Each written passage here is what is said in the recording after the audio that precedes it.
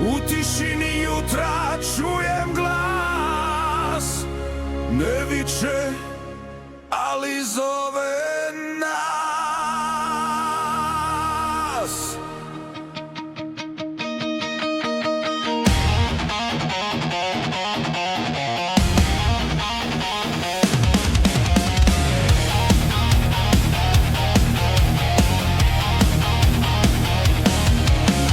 Hodali smo dugo bez imena, tražeći smisao po tuđim sjenama. Prodali dane za prolazni sjaj, zaboravili istinu, zaboravili tko smo mi.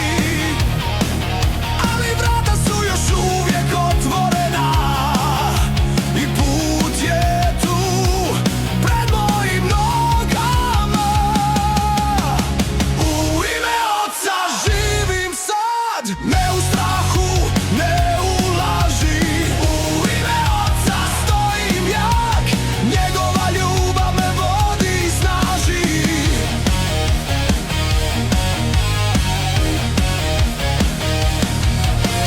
Ne bježim više od istine, ne nosim lanac prošlih krivnji.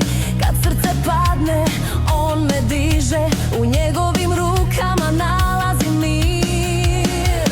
Izbor je moj, ali put je jedan, svjetlo me zove i ne me srama. U ime Oca živim sad, ne dam dušu tami laži. U ime Oca stojim jak, Božji sin je put, istina spas.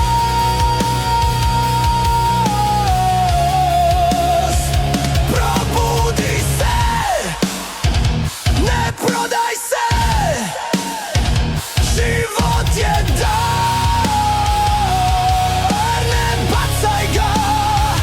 U ime Oca,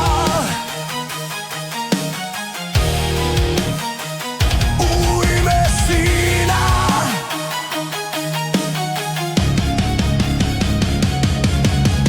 U ime Oca Živim sad sa vjerom u srcu bez okova. U ime Oca Moj je put ljubav.